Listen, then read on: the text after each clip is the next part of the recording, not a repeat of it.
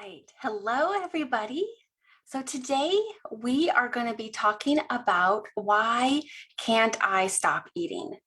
This is a question that I have from a lot of people, and especially this week, I've had a few connections with other business owners and a few people that were interested in wanting to understand emotional eating a little bit more and the people in their lives around emotional eating. And so I wanted to talk about this topic.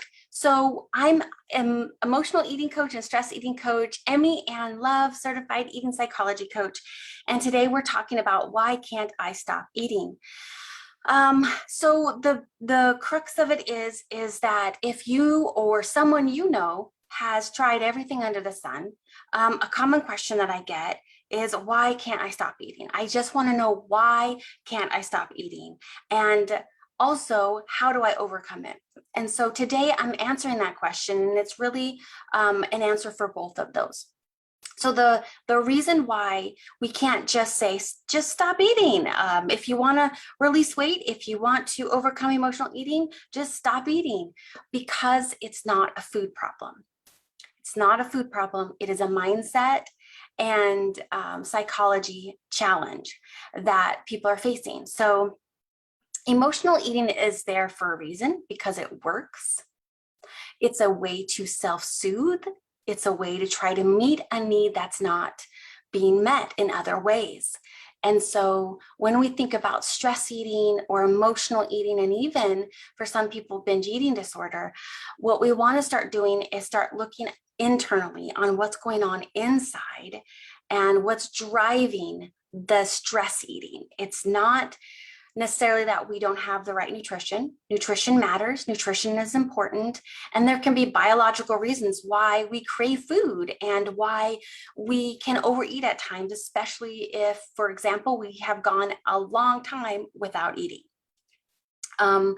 So the reason that most stress eating and emotional eating stays in place is because there is an emotional attachment to food.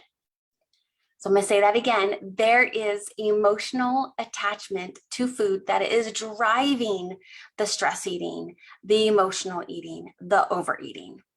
It is because there is an emotional attachment to food. So what does that look like? So an emotional attachment to food subconsciously can look, or even sometimes consciously, it can sound like, I get my comfort from eating sweets. It could look like, I get my love from eating salty food. It could look like, I get my safety from overeating. For me, mine was, I get my joy from emotional eating. And so when we can break through those types of emotional attachments, be able to identify it, be able to then dismantle it, that would be the next stage that we go through. And that's something that I love to walk clients through, the process of how to do that. Then the drive to even want to turn to the food, it just is dissolved and it starts to just fade away. There's literally nothing there to try to control or to fight anymore, because we've resolved it. So why we can't stop eating, if that's you, why you can't stop eating, is because there's an emotional attachment to food. And that is why another diet, another perfect nutrition protocol, another exercise regimen, just something that's going to get your butt going and having some motivation, it's not going to be sustainable. Meaning you might have some short-term success, but we'll always find ourselves going back to the food. You might find yourself always gaining the weight back. You might always find yourself not being motivated. So as long as that emotional attachment is in place, there will always be an emotional eating situation, a stress eating problem or challenge. Okay, so that is why stress eating, emotional eating happens.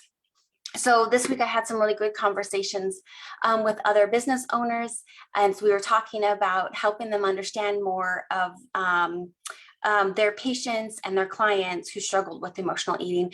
And a really great question that came from that is, I see people who want to lose weight, who want to be healthier, but then I see them eating unhealthy, and it's leading to that. Like, why is that? And when I explained this concept to this individual, they just were like, wow, that makes so much more sense now. I understand. So I hope that this conversation today that we're having, it brings some understanding for you of yourself. And if you don't necessarily identify as having some challenges around food with stress eating, emotional eating, or overeating, maybe you understand those in your life a little bit more now.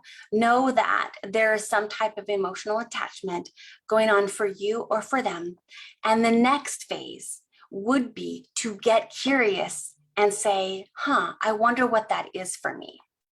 So here's a tool that I'm going to leave you with today as we wrap up our call. I want to keep these a little bit shorter so that you can watch them, get the information you need, and get some breakthrough around your challenges with food.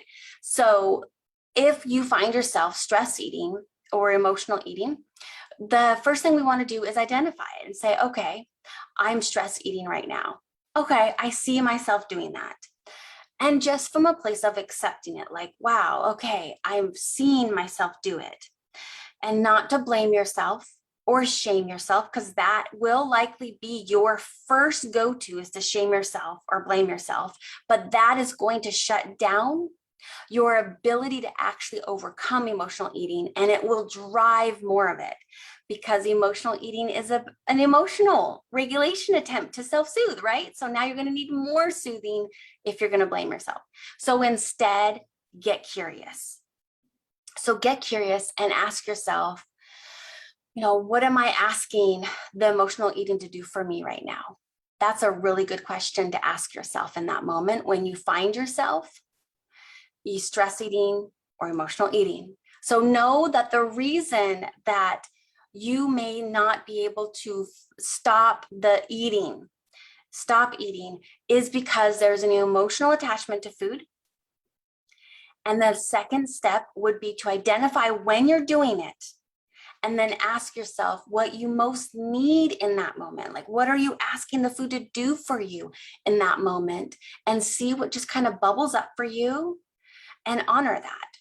Okay, you don't have to do necessarily anything after that, but just notice what that is, and get curious. So that is a tool for you, and then also for you to understand a little bit about why you're having some struggles around being able to stop eating. So know that you're not alone. And if you would like some support and more tools and specifics about how to break free with your relationship with food, I'd love to connect with you. I'm going to leave some links in the comments of this video, and then feel free to reach out to me, and I'd love to be a resource for you when you're ready. All right, well, until we chat again next Wellness Wednesday, you are invited to stop dieting and start living, because a blissfully healthy lifestyle does not have an expiration date. And I'll talk to you soon. Bye.